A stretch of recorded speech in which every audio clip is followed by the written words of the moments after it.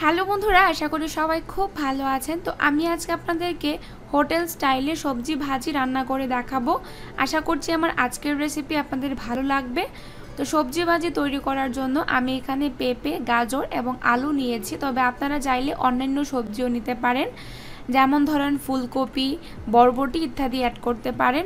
এখন আমি সবজিগুলোকে সেদ্ধ করে নেব। তার জন্য আমি চুলায় একটি ফ্রাইং প্যান বসিয়ে দিয়ে তার মধ্যে পরিমাণ মতো পানি দিয়ে সবজিগুলোকে দিয়ে দিয়েছি। এখন আমি সেদ্ধ হওয়ার জন্য ঢেকে দিচ্ছি।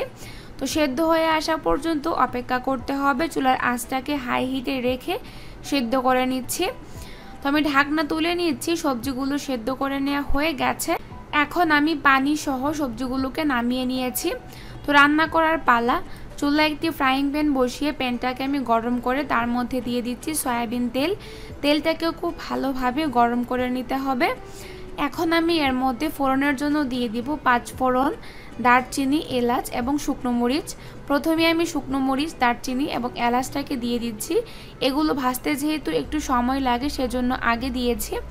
5 ফোড়নের মধ্যে আছে গোটা জিরে, মেথি, মিষ্টি জিরা, অনেকে মৌরি বলে, আর আছে কালো জিরা। তো দারচিনি, এলাচ এবং শুকনো মরিচ ভাজা হওয়ার পর আমি দিয়ে দিয়েছি 5 ফোড়ন। 5 ফোড়নটাকেও আমি ভেজে নিচ্ছি। ভাজা হয়ে গেলে এর মধ্যে আমি দিয়ে দিচ্ছি একটা বড় সাইজের পেঁয়াজ কুচি। তো পেঁয়াজ কুচিটা দেওয়ার পরে এখন আমি পেঁয়াজটাকে হালকা ব্রাউন কালার করে ভেজে নিচ্ছি। পেঁয়াজটা একটু বেশি দেওয়ার চেষ্টা করবেন। তো পেঁয়াজটা ভাজা হয়ে গেছে, দেখতেই পাচ্ছেন আপনারা ব্রাউন কালার কিন্তু চলে এসেছে। এখন আমি এর মধ্যে দিয়ে দিচ্ছি 1 টেবিল স্পুন রসুন বাটা, সেই সাথে আমি দিয়ে দিচ্ছি 1 টেবিল স্পুন আদা বাটা। এখন আমি এর মধ্যে সামান্য একটু পানি দিয়ে দিচ্ছি, তা না হলে কিন্তু মশলাটা পুড়ে যাবে। এখন আমি পানির সাথে সবগুলো মশলা মিশিয়ে নিচ্ছি। তো মিশিয়ে নেওয়া হয়ে গেলে এখন আমি এর মধ্যে দিয়ে দিচ্ছি 1 চামচ হলুদের গুঁড়ো, আর লাগবে আমার 1 চা চামচ কাশ্মীরি রেড চিলি পাউডার। সেই সাথে আমি অ্যাড করব এখানে টমেটো কুচি। টমেটোটা অবশ্যই দেওয়ার চেষ্টা করবেন, তবে পাকা এবং রসালো হতে হবে।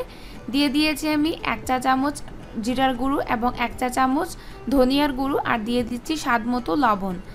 এখন আমি এই সবগুলো মশলা একসাথে মিক্স করে নিচ্ছি। তো মিক্স করে নেওয়া হয়ে গেছে। এখন আমি ঢেকে দিয়ে মশলাটাকে কষিয়ে নেব 3 থেকে 4 মিনিট। আমি এখানে কাশ্মীরি রেড চিলি পাউডার ব্যবহার করেছি, তবে আপনারা চাইলে কিন্তু এটা স্কিপ করতে পারবেন। তো মশলাটা কষিয়ে নেওয়া হয়ে গেছে। এখন আমি আরেকটু কষিয়ে নেব। মশলা যত বেশি কষাবেন তত কিন্তু খেতে ভালো লাগবে। কাশ্মীরি রেড চিলি পাউডার দেওয়ার কারণে কিন্তু সবজিতে ঝাল হয় না, কিন্তু খুব সুন্দর একটা কালার আসে, তাই জন্য ব্যবহার করা হয়। তবে আপনারা কিন্তু কোনো মতে শুকনো মরিচের গুঁড়া অ্যাড করবেন না, প্রয়োজনে আপনারা কাঁচা মরিচ দিবেন। তো এখন আমি এর মধ্যে সবজিটা দিয়ে দিচ্ছি। সবজি থেকে আমি পানিটা আলাদা করে নিয়েছি। এখন আমি সবজিগুলোকে মশলার সাথে খুব ভালোভাবে কষিয়ে নেব। মশলার সাথে সবজিটাকে যত সময় পারবেন কষিয়ে নেবেন, কমপক্ষে 3 থেকে 4 মিনিট। তো মশলাটা কষিয়ে নেওয়া হয়ে গেছে। এখন আমি সবজি থেকে যে এক্সট্রা পানিটা রেখেছিলাম ওইটা দিয়ে দিয়েছি। তো দিয়ে আমি আবারও নেড়ে চেড়ে দিচ্ছি। এখন আমি এর মধ্যে 3-4টা কাঁচামরিচও দিয়ে দিয়েছিলাম। এখন আবার আমি ঢেকে দিয়ে 3 থেকে 4 মিনিট রান্না করব চুলার আঁচটাকে হাই হিটে রেখে। তো 3 থেকে 4 মিনিট পর আমি ঢাকনাটা তুলে নিচ্ছি। দেখুন পানি কিন্তু অনেকটাই শুষে গেছে। এখন আমি পানিটাকে আরেকটু শুষিয়ে নেব।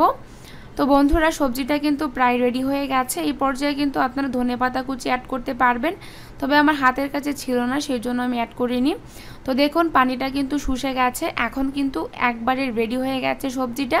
এই পর্যায়ে আমি সবজিটাকে নামিয়ে নেব। তো বন্ধুরা, আশা করছি আমার আজকের রেসিপিটি আপনাদের ভালো লেগেছে। দেখুন কত সুন্দর একটা কালার এসেছে। এই সবজি কিন্তু আপনারা লুচি, পরোটা বা রুটি দিয়ে খেতে পারবেন। ভিডিওটি ভালো লাগলে অবশ্যই কিন্তু লাইক করবেন, কমেন্ট করবেন, শেয়ার করবেন এবং বাড়িতে তৈরি করবেন।